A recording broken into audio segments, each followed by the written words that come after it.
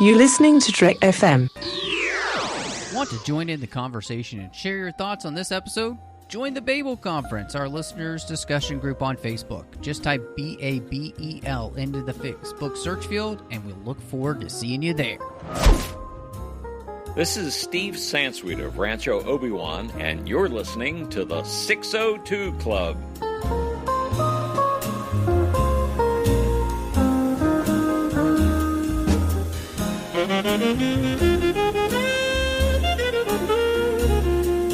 Well, hello and welcome to TFM's local watering hole, and I am just a Barbie person who is in a Barbie world with a Barbie reviewer, Christy Morris. Oh, see, I thought we were going to start off with you saying, "Hiya, Barbie," and me going, "Hi,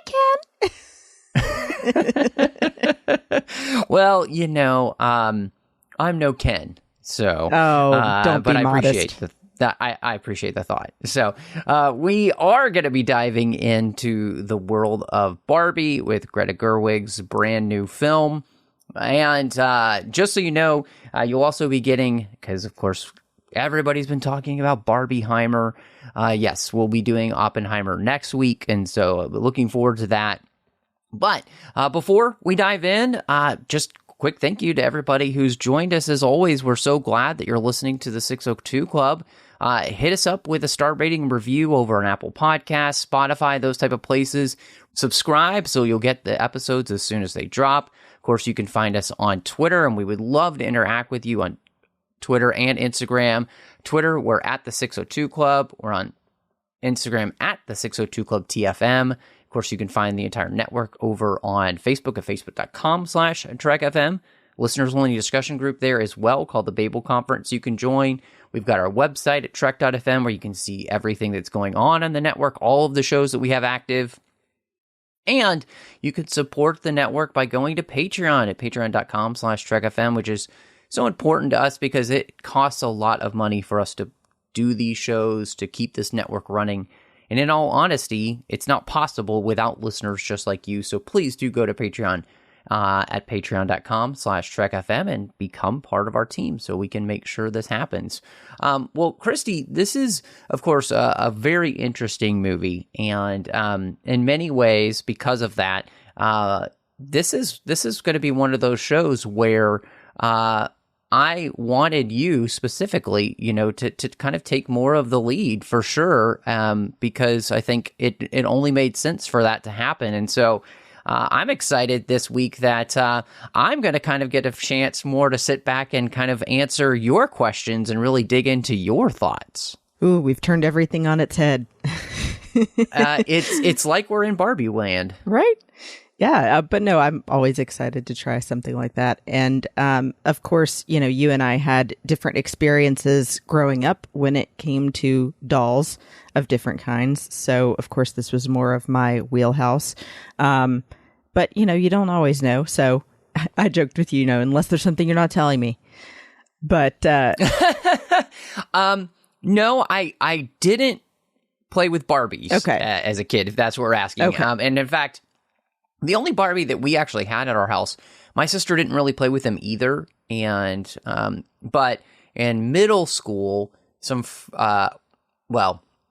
middle school to high school, some friends of hers gave her a Barbie that they had dubbed Awkward Stage Barbie, where they had taken the Barbie and frizzed its hair and given it glasses and like acne and that kind of stuff to kind of accentuate, the thing that we as, adults like to forget is that, everyone had that kind of awkward stage as you go from being a kid to becoming a teenager and then an adult. It's not necessarily the prettiest transformation, right? And so I always thought that was really funny and actually always kind of thought it would be a great Barbie for them to have, one that's like, as we talk about in the movie, like normal Barbie, everyday Barbie.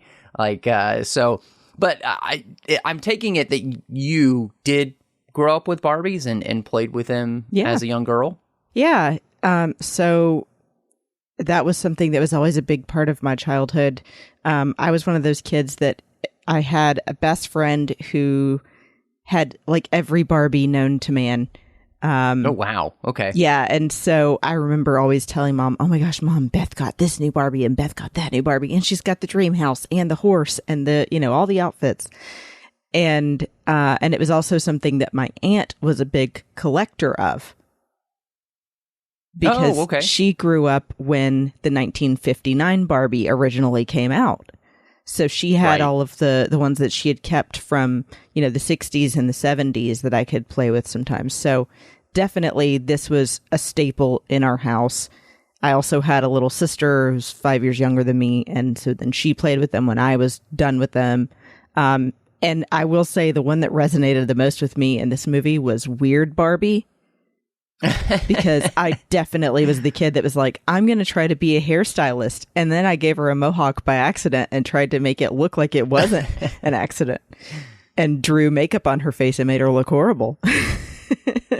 That's hilarious. That's hilarious. Yeah. No, I mean, I think, I think they really captured kind of the thing that a lot of kids end up doing with their toys. And in the sense of like, yes, many kids end up playing with their toys too hard, and you either lose toys or, toys get broken or whatever, just because you love playing with them so much that, they end up kind of falling apart in the end. And so, I think that's something that they absolutely get right in this movie. And so, well, I guess, too, is we're just talking about your experience. Like, what was it for you that, as a young girl, drew you to the toy of Barbie? Like, what was it that made her a doll that you wanted to play with? So more than anything, it was the outfit changes. Because it's funny now looking as an adult how much I'm into cosplay and going to conventions and doing costuming and doing like, professional level costuming with my 501st stuff. Right. Now looking back, I'm like, oh yeah, I totally loved dressing up my Barbies and playing dress up more than anything. So yeah, that was the big part of it that drew me in way more than like baby dolls or anything else did. She had a lot of cool accessories. Oh yeah. I mean, and of course, they kind of humorously begin the film, with the idea of, that Barbie comes in and kind of changes everything in the sense of the way that, young girls approach playing with toys and dolls specifically. And so, which is interesting because I was thinking about, that opening. And I feel like I get what the opening is saying, the idea of like dolls being there. But I also feel like, it wasn't like girls didn't have doll houses, right? That had families, with grown moms, women. So it wasn't like, baby dolls were really the only toys that existed. I guess it seems like most likely it was predominantly that, though, before, Barbie comes on the scene where it's a grown woman you're playing with and, not a doll. Right. And that's kind of the thing with this movie, too, is obviously there's all of these layers to it. And starting off with that is really a great way to also get people to look up the history behind how Barbie was created. And I'll tell you, it was true that for the most part, before 1959, the main dolls available for little girls were baby dolls. But there were things that, apparently there were paper dolls, for example.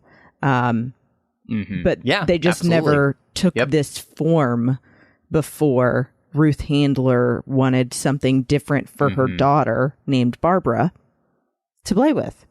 Which is so interesting, too, because, and obviously the movie makes the commentary on the way that Barbie has been perceived, since its inception. And I would say, probably, it's been something where it wasn't this way until, the last, like, probably 20 or 30 years, I feel like, where Barbie has really been, I guess, in some ways looked down upon and those kind of things. So we have all of that commentary that goes there. But I think that was, it's a fascinating thing to be reminded that Barbie was specifically created by a woman for her daughter, and created for, good reasons, right? Right. It was not some thing where a man created this as a way to, try and make women feel bad about themselves. Right. As, I think most people kind of think of as Barbie as that's what it's doing. It's a standard that women can't live up to, and all it does is make them feel bad about themselves.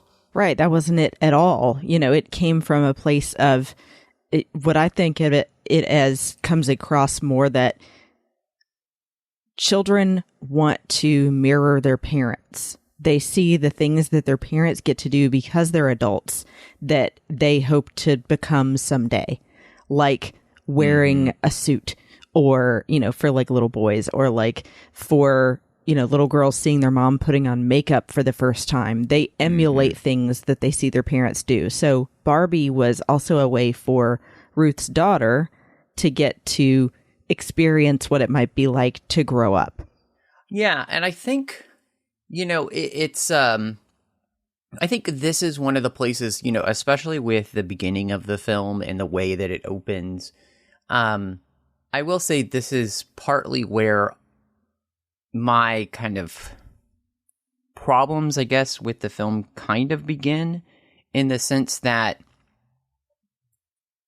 I think that, and I'll talk more extensively about this later on, but this is where I think the stereotypes begin to happen, where it's like we're just kind of dealing more in stereotypes throughout the film. And, again, I think the idea that, girls could only have dolls to play with that taught them how to be mommies and stuff. And then Barbie came along and just completely changed everything, or at least that's, what we get to until we get to the real world and realize, yes, that's not what happened at all. It just created more controversy and more problems. But I do think that that's one of the things that, and partly where, we start off in that scene is funny and everything, but it also, I think, begins a place where we're going to, I realize immediately, like, this is not going to be a very nuanced conversation about the things that the movie is going to try and talk about. And so I think right up front, I'm personally hit by that, which is that, yes, I think this movie is going to try and say some things that are good, but in all honesty, I'm kind of hit immediately with, okay, I can't actually really take this too seriously, because we're not actually going to do any nuance to our discussion. And that's kind of what I was hit with. So I don't know how you feel about that, and I'd be really interested to see how you feel about, especially that opening, which plays it for laughs, and yet again, I feel like it also plays it very stereotypically, which is not necessarily, when you're trying to have a discussion like this, always the most helpful thing to do. Yeah, and I don't know, I guess part of me definitely did feel that it was assertive in the way that it made its points, with, literally having the little girls smashing the baby dolls and taking Barbie instead. And then also, to me, relating to it as, this is not the only thing that girls could be. That it's not poo-pooing becoming a mother or saying that that's not an option. It's just that they're making the point that till that point, that was the only thing that girls were expected of. And that Barbie really shook that up and was showing little girls that they could be more, open to other things in life than only being a mother. Because they do also then come out with all of these other professions and things that Barbie can do, like being an astronaut, which at the time, it was not popular for women to try and be an astronaut. And, be a teacher and be all of these other things that are just as good, than as being a mother. Yeah, no, I think you're absolutely right in that sense. Obviously, Barbie hits at a time where the world itself is changing, and the ways in which, women see themselves, society sees women, so much is changing. So it's really a part of that in a way that it's hard to understate, and it's hard for people you think could even understand, as we're talking now. Just to get that sense. And I think you're absolutely right in that way that, it hits things like very, very hard. Right. And I think, that you're in saying that it gets to kind of where I'm going in the sense that this movie is going to hit all its points very much on the nose. And again, I feel like it's going to lack any nuance in its discussion, which as we move forward in our discussion, I actually think is going to be the thing that kind of hurts this movie the most for me, is that it's not really going to discuss these very, I would say, important issues. And I want people to hear me say this right up front, which is that I think the things that this movie is trying to talk about are absolutely important, and should be talked about in great detail and with great loving care. I think that's probably the thing that bothers me the most, is that we're taking a really important discussion, and in too many ways we're either making light of it, we're making fun of it, or we're pitting people against one another in a way that I don't necessarily know is helpful. Because I don't think making it be an us versus them discussion is really helpful in these things. Yeah. And I feel like the movie almost doesn't do that. It almost has the answer, but it shies away from that in a way that is a little bit frustrating. So you put our outline, the cast, and that's such a huge part of this film. Margot Robbie being cast, Ryan Gosling being cast as Ken, but especially here Margot Robbie, who they even call out with the narrator, right? Right. Is she really the best person to make this point? Exactly. It's impossible to make this point with Margot Robbie as your lead. But I wanted to ask you, how you felt like she did bringing this thing to life that you have been playing with for so long. So, I mean, she certainly, we could all agree, fits the look of the quote-unquote stereotypical Barbie.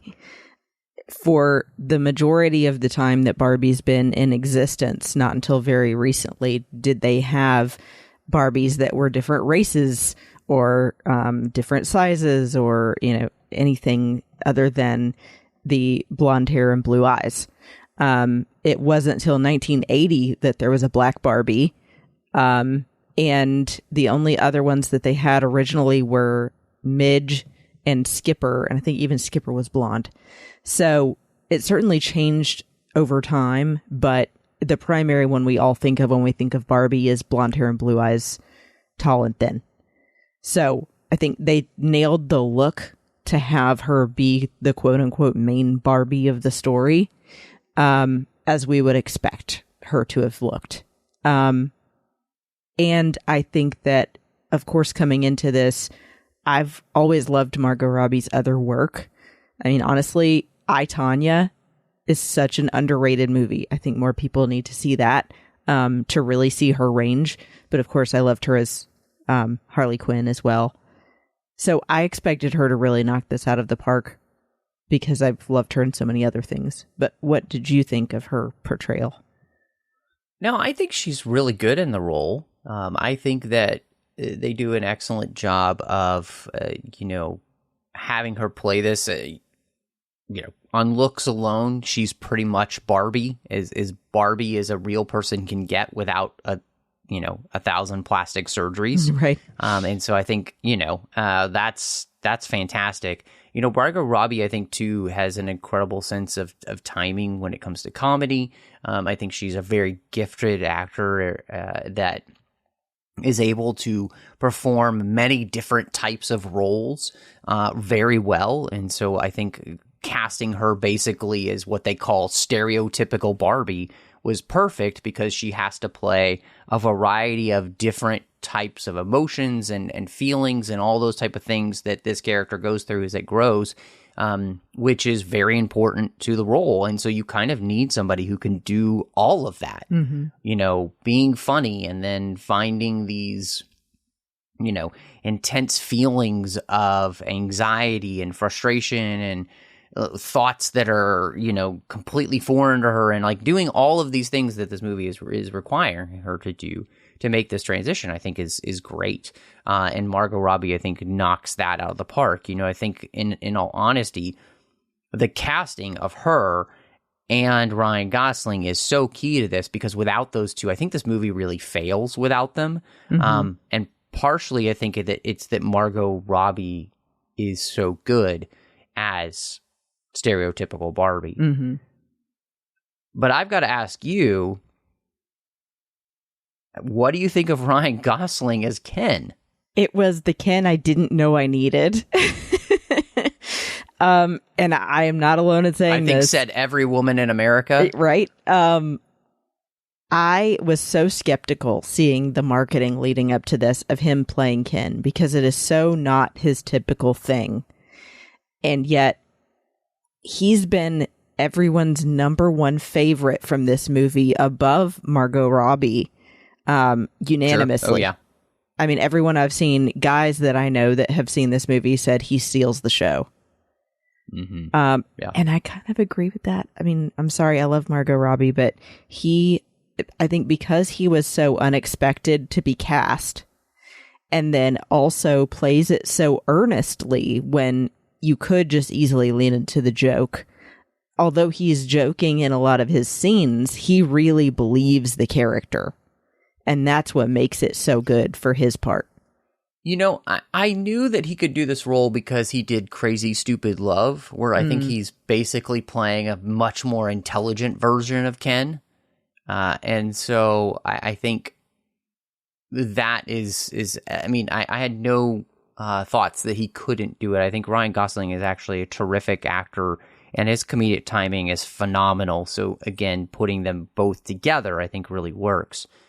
I think I agree with you, is that this movie is in some ways as much about, if not more sometimes, about Ken than it is Barbie, which is really interesting. I think, unfortunately, that the movie by the end does a disservice to Ken by not really, I think, truly completing his character arc in a way that's as successful as what they do for Barbie. Now, I get the movie is called Barbie, but what they're doing with Ken, I think, is so important as a story that I wish that they had really stuck the landing with his story and with him as a character.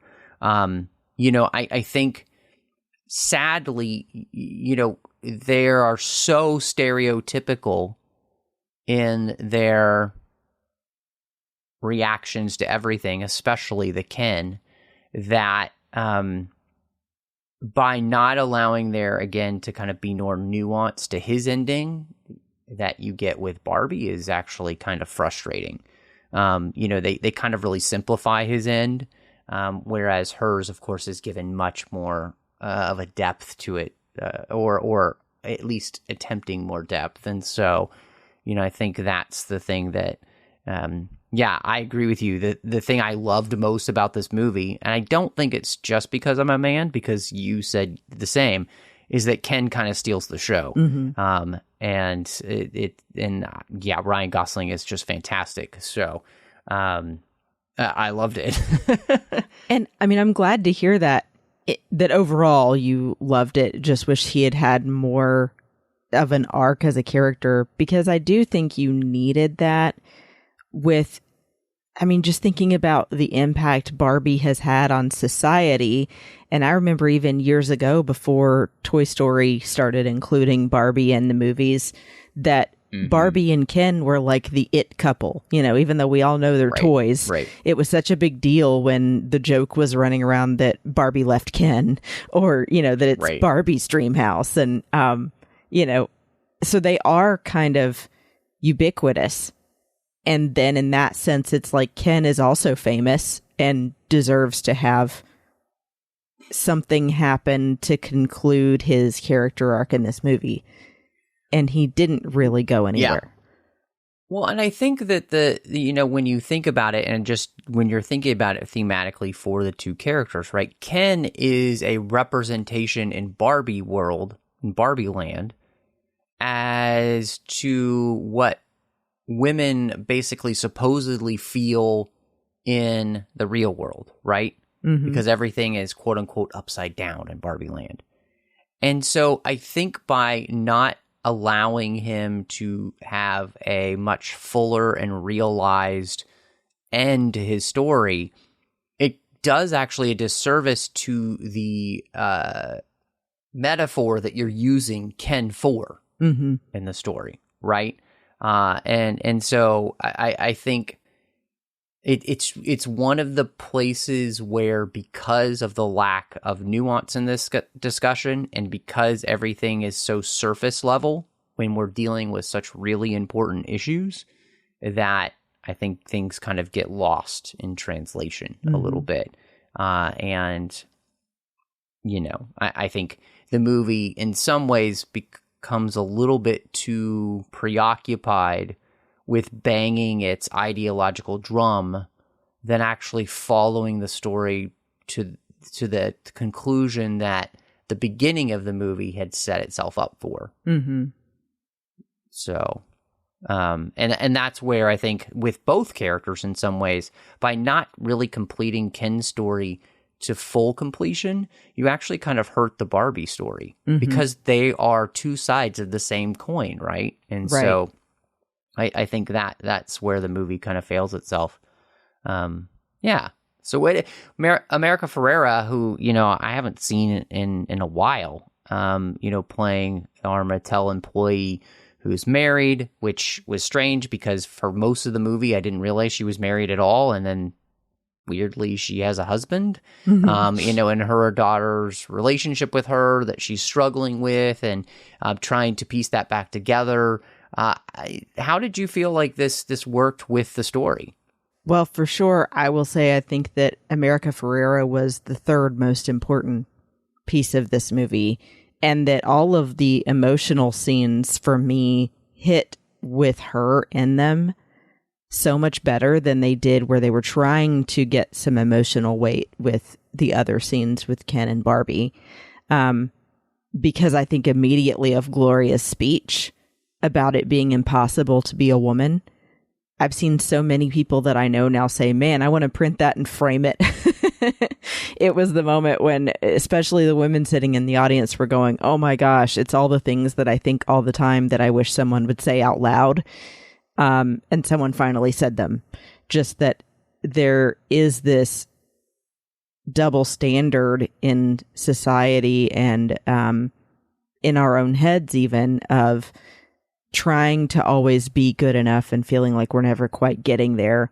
And things like she said, like, you want to be healthy, but you can't be too thin, but you can't be too big. And, you're expected to be the boss, but not to be mean. And that it's always this back and forth. So she really, as an actress and as that character, held so much weight for me. And I think although they could have written her daughter and her husband better and had them appear more, that I felt that she was so compelling. What did you think of her? So I think that you're right that, she's kind of the, if there's a trinity in this film, it's them, right? They create this trinity. And because it's her who is the one that has, had played with the Barbies and everything, and Barbie had meant something to her, and her connection to her Barbie creates the problems in Barbie land with stereotypical Barbie. And so I thought that, her struggling with, I think, the oxymoron of what it means to be a woman these days that she describes. Yes. was great. I think that she really, the movie, and this is where I think the movie was the best. In the first speech that she gives, I think she hits on all of the ridiculous dichotomies and just nonsensical nature of what it means to be a woman these days, where we're asking all of these things of women that are so contradictory and in some ways so stupid that don't make sense. You know, we've got all these unwritten rules for what it means to be a woman. And in so many ways, it's like, it's a lack of, it seems like to me, where it comes down the most, which is all of these issues come down to not being able to just, have any standard of truth, right? There's no standard of truth. So there's all of these things that seem so contradictory that, like you said, you can't be too thin, but you can't be, too fat, and you can't be, it's like, we can't just talk about, for every person, what does it mean to be healthy, right? Because every person's different, every body type's different, but there is a standard of health. We know that scientifically, and now we can't even call out what that means anymore because, you might hurt somebody's feelings. And so I think it really pinpointed this idea of when there's no concrete standard of truth, then you get to this point where a person feels completely pulled in a million different directions, and many of them are completely contradictory to one another. And so they have no idea how to live, and then they just become, disillusioned with the world and themselves and knowing how to take the next step forward. So I thought that was great. I think that there are places, when she gives the speech again and again and again, where it becomes, unfortunately, I think more like ideologically driven than this truth of like, this is ridiculous. We don't even know what is a woman, right? The famous question by Matt Walsh. And that's what she's dealing with. What does it mean to be a woman? What is a woman? We can't even answer that question anymore. And so, like, how is a woman supposed to live if we can't even answer the question of what one is? And so, and if it's all just based on feelings, well, that has no concrete value. And so this is where we end up with women. You end up in an existential, emotional, spiritual, mental, physical crisis that leads you to this place. And so I thought that was all great. Now I will say, like you said, I think that it felt like the core here should have been about her and her daughter, but then they have her married, and her husband seems like a complete stereotypical idiot, which I was very mad about. I am so tired of men being shown as just complete morons as husbands. It's like, it would have been better if she had been a single mother or a widow. Than having him exist at all, because he played no part, and he just, again, it became that stereotype. And I didn't like that this movie, and this is one of the places where I felt like it dove into stereotypes in a way that's actually damaging rather than in any way helpful, because stereotypes aren't helpful at all for the most part. And so, yeah, I thought that was a really bad choice. It should have just been her and her daughter, and should have excised the husband altogether, because, that was not a good use of time, even though he was only on screen like twice. Well, and I will add, that was something that I definitely saw as a weakness for the movie, was that if you're going to have someone cast in the role of Gloria's husband and Sasha's dad, both of them come across so self-assured, at least, in the scenes where Gloria is finally having her confidence back and is giving those speeches and things. And so you would expect nothing less than for Sasha's dad and Gloria's husband to be someone that's similar to that, to be a very confident person who is very supportive, but also an equal partner with Gloria in raising their daughter. And so it didn't make any sense to play him the way that they did. And like you said, then why even have him there? He didn't serve any purpose other than to say, oh, and there's this guy that happens to live with them that's trying to learn Spanish. It was It was like I couldn't tell if it was a throwaway thing of, oh yeah, we probably need her to have a husband, or we just need to not have her be a single mom for some reason. It was weird. Mm-hmm. Yeah, I didn't understand that. He was unnecessary. And that's the other thing I will say. I thought there was no need to have Alan, Michael Cera's character, play as much of a role as he did, other than the joke like they did with Midge, where you show her a couple times and say, I thought we discontinued you, and that's it. I think you could have done the same with Alan, because I will say, like, my perspective when I was a kid was that Ken was the star, and who the heck is Alan? He doesn't matter.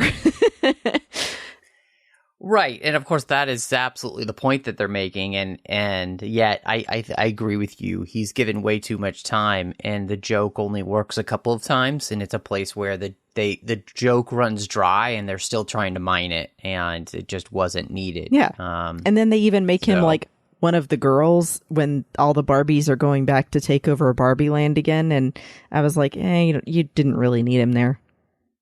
No, you didn't.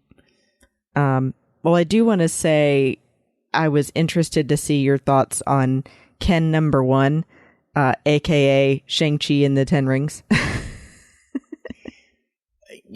thought that, he was good. I thought he had charisma in Shang-Chi, and was a fun character in that and did a great job. And so here to kind of play the counterpoint to the other Ken, where it's about that kind of, masculine rivalry. And in many ways, of course, these two characters are playing the mirror for the real world of what women kind of feel like, where they're vying for the attention of men, right? They're playing that role. And so they both did it well. It was funny in that sense.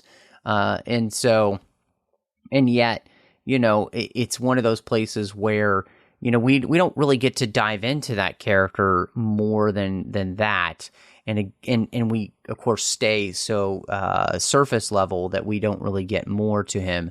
But I get exactly what they're going for with the character, and I thought he did a good job with what he was given. So I mean, I think he showed he's got some great comedic chops. And can be obviously very funny. And so I was actually kind of impressed with what he did, with how little he actually has to do in the film. Mm-hmm. Yeah, I really enjoyed Simu Liu's portrayal as Ken number 1, and definitely the back and forth, like you were saying, about the two fighting over Barbie or for attention. It also really reminded me of how kids play with dolls. They're playing out these scenarios like that of things that they see adults do in movies or on TV as well. So it makes sense. I also like the way that they implemented how kids play with dolls into the movements of the people in the movie. I just wanted to call out really quick the scenes where Ken and Barbie almost kiss, but then they don't actually. Because if you think about trying to make a Ken and a Barbie doll actually kiss, you're just smushing their faces together. Nothing happens. Right. Yeah. So it made perfect sense to make them pause halfway, or, lifting Barbie down from the roof into the car. Right. Because that's how kids play with dolls. Yes. So, yeah, no, I think all that stuff was fun. I think they did a great job of kind of just playing with all of those things and trying to make it feel as human of an adventure as possible, in the sense of like, yeah, this is what happened. So Barbie Land exists in the way in which kids play with Barbies. So, right. It is very, very human and very, very silly. It doesn't make any sense. So, yeah, the fact that they don't actually drink anything out of their cups, they don't actually really eat anything, because, it's all great on that sense. And I think they do a really good job with that. And since you mentioned that whole piece about humanity, I'll jump ahead a little bit to how this movie really reflects a lot of things about being human and about how kids are not only playing, but they're also using their play to deal with these newer concepts that they're learning about, like the things that Gloria starts to think that are portrayed onto her Barbie, of sadness, of how to deal with death. You know, those are things that unfortunately there are times kids have to deal with way too young, and play can be a time where they start to open up about things in a natural way when they might not otherwise be able to talk about it. So I felt like that was really kind of a thing that was under the radar here that we could have paid more attention to, but was a really great addition to the movie and made it much more grounded and real. Of having the joke about, you know, cellulite appearing on her legs, or like I said, do you ever have thoughts of dying? And everyone's going, what? But it's very serious things that, of course, at some point, kids are going to have to learn about and figure out how to deal with. So did you feel like that came across for you and that they did it well? Yeah, I think that it's an interesting thing because, of course, you know, the movie ends with Barbie choosing basically to become a real girl, just like Pinocchio. And that, you know, the human experience of what does it mean to be human? You know, what does it mean to be a person that grows and changes and comes of age and all those things. And what's interesting is that this movie does some of the things that Inside Out does, but just not as well. You know, I think Inside Out hits all these ideas of what it means to become like a more complex human being in a way that is so moving. And like legitimately every time I see that movie, it makes me cry. Oh, I know. Right. You know, but I think this movie is asking those same questions by having these characters who start off as these very innocent in these very innocent ways, right? The very childlike idea of what it means to be growing up. And yet the movie is all about realizing what it means to actually be a real person and have real human emotions and all of those things. And I think the movie only scratches the surface of what that is in a way that, again, I think Inside Out nails. And so this is one of the places where the movie, I think, unfortunately, is trying to do too many things thematically, and therefore it can never do any of them very well. Okay. And this is one of the places, like, I 100% agree with you. I think you nailed it. This is a really great thematic element that just really doesn't get played out fully by the end of the film. And so I think, like many things where you see like a TV show or a film or whatever, it's like, it's got some good ideas, but it can't actually bring those good ideas out to full completion so that you feel as though you truly understand and kind of are inspired by what the movie is trying to get you towards. You know, again, Inside Out, by the end, the lesson of the idea of complex emotions and that, you know, a thing can simultaneously be sad and yet happy at this, or joyful at the same time because of perspective, is a mind-blowing thing as you grow up and you realize that you can have these almost contradictory feelings about something, and yet they're both true. And figuring out how to rectify that as an adult is one of the things of what it means to be an adult. And so, you know, even dealing with that in my own life at this moment, you know, of having lost my job because I've been laid off, and yet knowing that might lead to something better. It's like that complexity, right? Right. And so I think this movie, it's like it's kind of there, but it's not there enough. Yeah, I get that. I mean, I certainly felt like it could have resonated more. You just needed a little bit more to really get it across and to like you said, to bring it to fruition.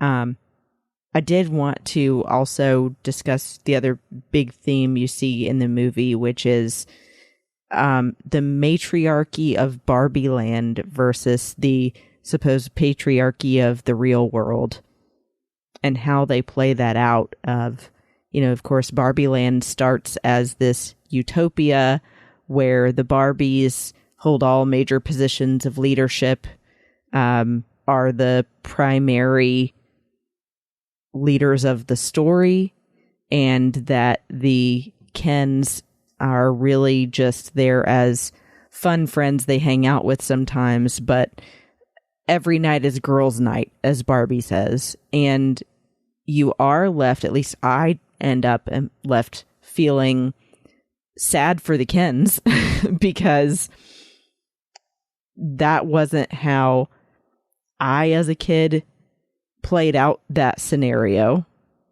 And I do think that is either showing or discounting romantic relationships, and possibly showing you that, in a sense, you can't only have one or the other, that we do have to have both the sexes work together in order to have the best society we could have.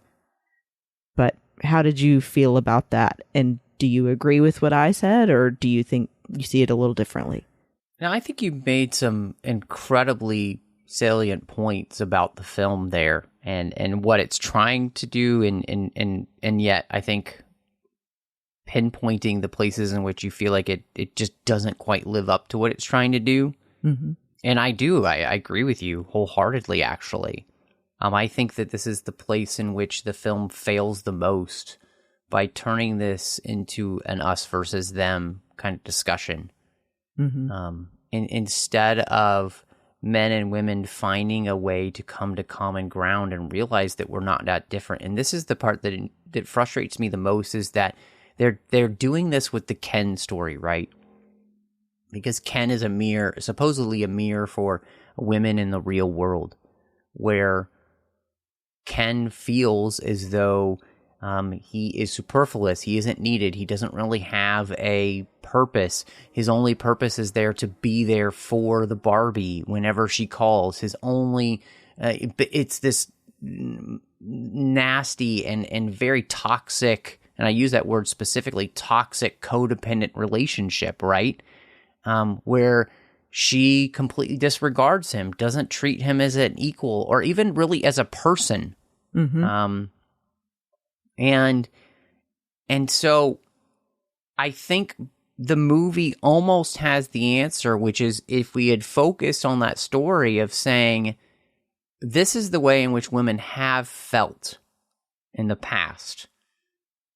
And what really needs to happen is that men and women need to see each other as full human beings, and from my perspective, made in the image of God, and therefore deserving of all respect, honor that should be due to a person because of that.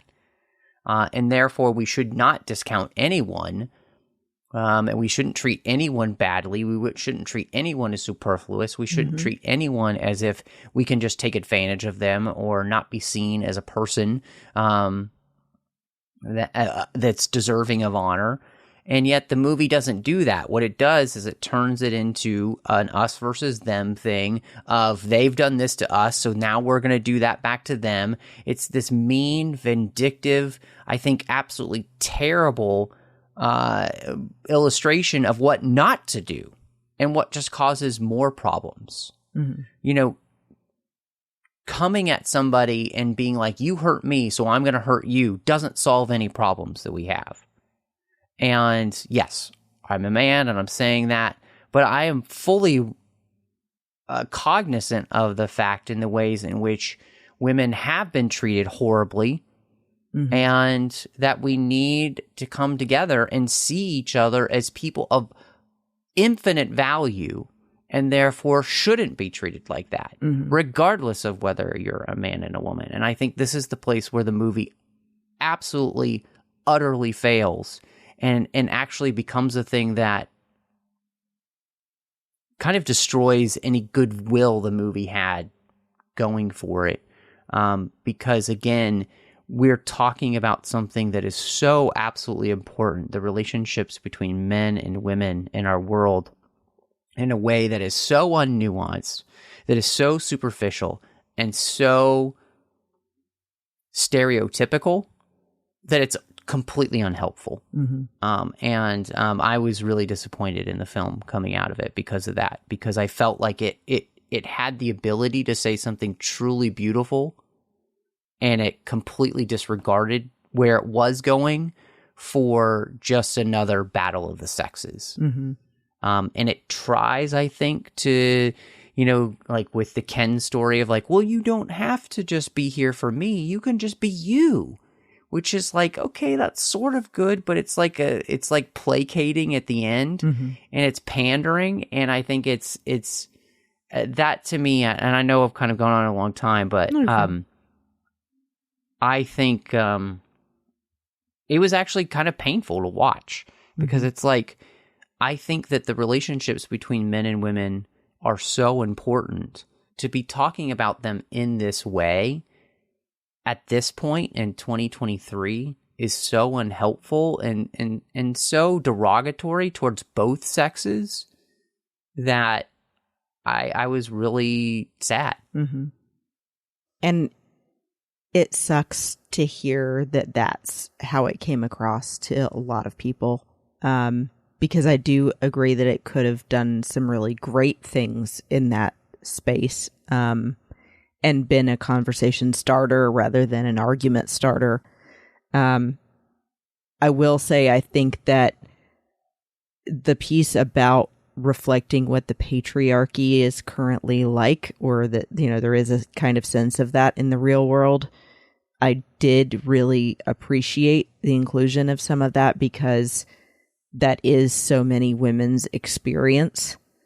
Unfortunately, you know, I would say one of the biggest challenges we have as a society as well is teaching men when they're kids how to treat women, so that then there aren't issues like being afraid to walk past a construction site because you're going to get catcalled or touched when you don't want to be touched. So that was a good thing to include from my point of view for those pieces, to show men this is happening all the time to women and it's not okay. Right. But I agree, you know, with the point that showing solely a matriarchy or solely a patriarchy, like either one is the answer, and then not really wrapping up how to solve the problem, didn't help. Oh, it's a great point. I could not have said it better. I think you're absolutely right. Because there isn't an answer there for what the world has called toxic masculinity, right? And I think the problem is that we're not talking about in any way, shape, or form here. Yes, all the things that Ken kind of thinks are cool, which is, again, it's all the stereotypes of quote unquote what it means to be a man. You like trucks and horses and beer, all this BS that's not what it actually means to be a man. The problem is that because there's no answer of what is a woman and what is a man, because there's no actual standard that we're appealing to, it's just all about feelings. We don't actually have any answers to these questions. And so therefore this movie can't really answer them. And I think that's the biggest problem. And this movie, I think because of that, ends up adding to the problem and not the solution. Because especially when it comes to that, okay, if we're going to question the idea of toxic masculinity, I am all for that, because it is wrong and it needs to be dealt with in that way, right? Especially when it's done in a way it's not good, and ugly and gross in the ways that women have gotten away with, like you said, you know, treating women horribly, you know, all that stuff, touching women that when right? Yeah. the problem is that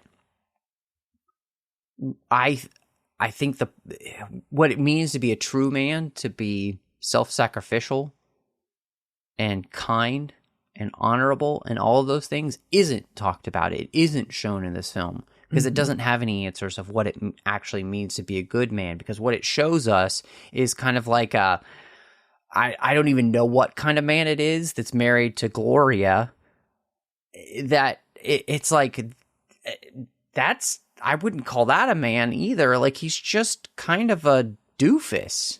He's just existing. And it's like, so I think that's the thing that really just bothers me about the film. And it really hurts the film in the end, because I don't think, again, in any way that it's helping the conversation. I think it's just kind of egging on, like you rightly put it.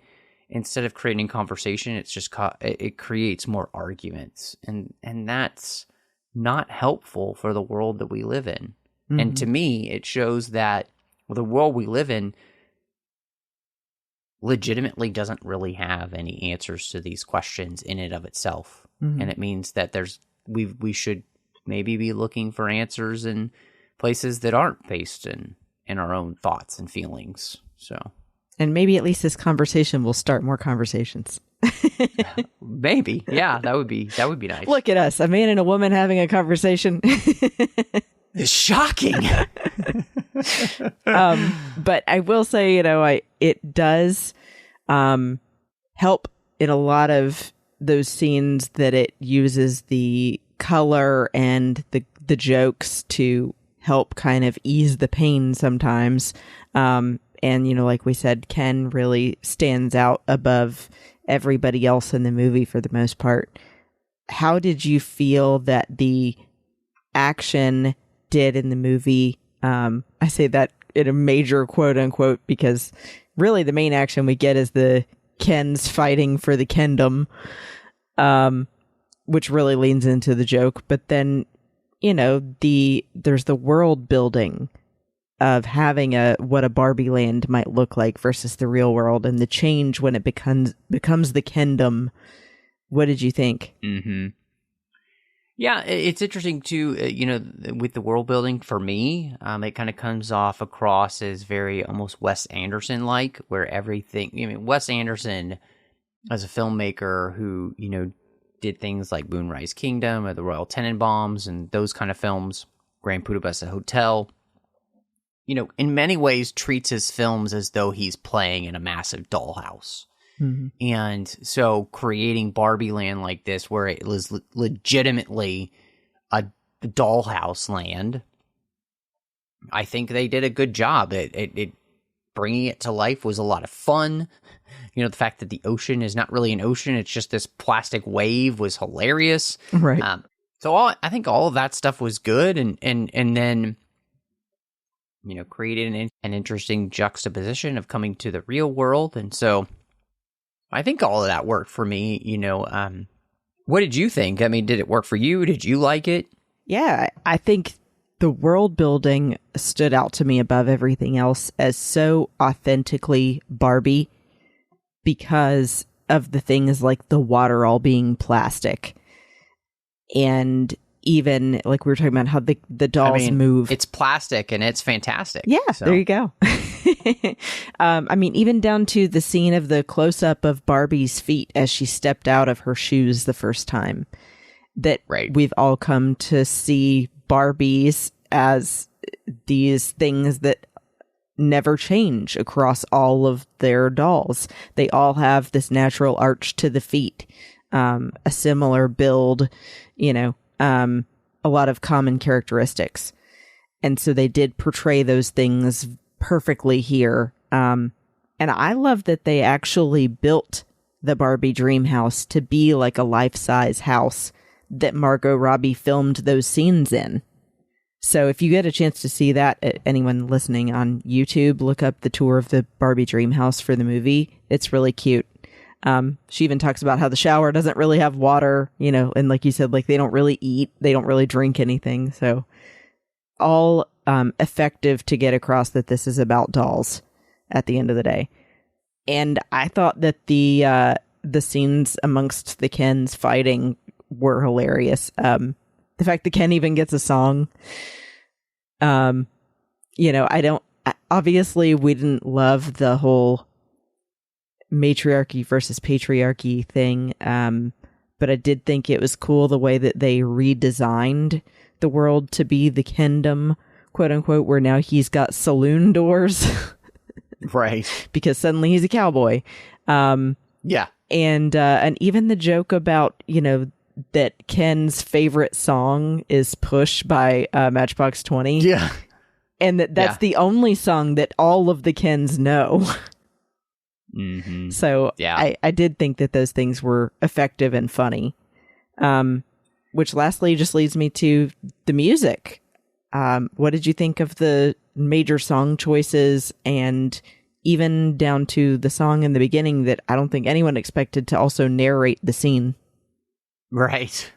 No, I thought all that was fine. I wasn't bowled over by any of the choices. I did think it was funny to, of course, have Barbie Land be narrated by a song, in some ways almost the same way a young girl playing with Barbies kind of might be singing the storyline that she's doing. And so I thought that was fun and enjoyable. I honestly can't remember any of the actual song choices other than the ones you mentioned of the song where we're narrating the opening of the Barbie Land, and the song that the guys are singing. Mm-hmm. Otherwise, I wasn't really kind of struck by song choices. So, and obviously you're usually the one out of the two of us that relates more to scores. But there are ones that definitely stand out for me. And I think that's the other thing here that just kind of left me feeling wanting for more. There were a couple of big songs, but the score is not memorable. There's not really a theme that stands out or anything really major orchestral wise going on in the background. It's just these couple of things here and there, and then I don't remember the rest. No, I don't either, which is kind of weird. Yeah. I mean, because if you think about it, there's so many things I would have possibly picked to go as the backdrop with this movie. So I am disappointed there with the music because like I said, other than those couple of little jokes, it feels like there's just not enough there. Yeah. I wish it felt like that there was more to the music. Mm-hmm. So, I mean, ultimately, it sounds like we're coming down to very similar opinions, but I'll be interested to hear your overall takeaway from watching Barbie. Yeah, I mean, I didn't necessarily, and I'm not sure anybody really understood or knew what to kind of make of this film until they actually saw it. I don't think anybody knew really what it was going to necessarily be. And so I come out of this film, unfortunately very frustrated and wishing for just something more. I feel like the film could have been more. It could have been much better if it had found, okay, we want to kind of hit one major thematic element and do that really well, do that in a nuanced way, and do that in a way that, truly leaves audiences with something to really chew on at the end. And I think the movie is just trying to hit too many things too quickly and in a way that doesn't necessarily help conversation. It almost hurts conversation because it's just too surface level, and it's never able to really truly dig in. And so because of that, even through this conversation, I'd rated the movie 2.5 out of 5 coming in. But I'm actually going to give this a 2 out of 5 because I think it's even less than half a good movie. And I really hoped and wanted more because, Greta Gerwig has done films that I thought were astounding in Lady Bird and Little Women. Just phenomenal films that I've loved. And this is, to me, a complete misfire. And so that's disappointing because I think it could have been something really great. Mm-hmm. So where did you land? So I echo a lot of the things that you said. I think ultimately for me, although there was a lot that I enjoyed about it, it's still very surface level is what I come away with. That, I think that I wanted so much from it because Barbie itself was such a big part of my childhood and something I truly enjoyed. That it was like this excitement of there's finally a live action Barbie movie I get to go to with my friends. We even dressed up as Barbies for it. And felt like there was a lot that they were trying to say, but was dropped to say something divisive, and lean into the joke rather than stick with something that really has a lot of weight to it.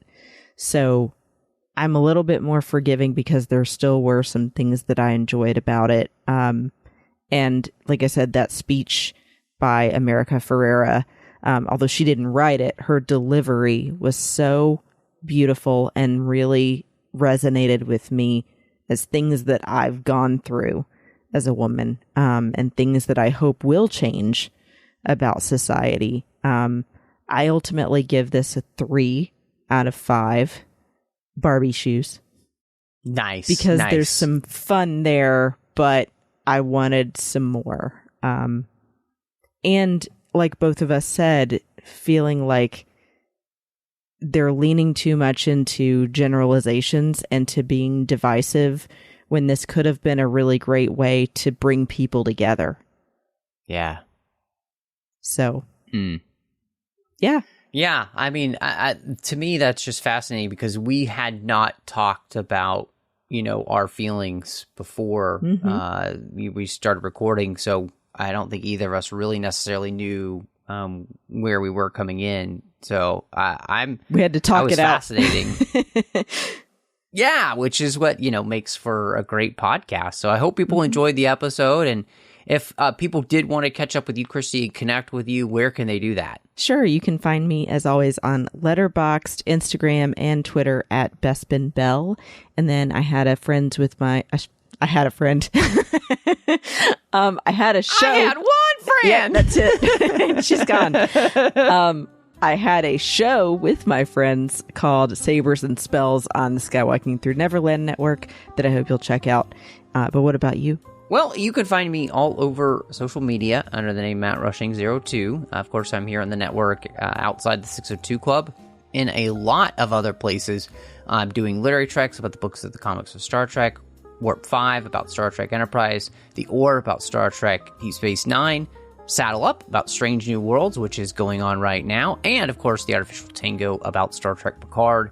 You'll also find me over on the Nerd Party Network. I've got 2 shows there. One is completed called Owl Post about Harry Potter. We did each and every chapter, 1 chapter at a time, Drea Kaufman and I. And then John Mills and I are talking about Star Wars each and every week on Aggressive Negotiations. But thank you so much for joining us. And I'm a Barbie girl, you know.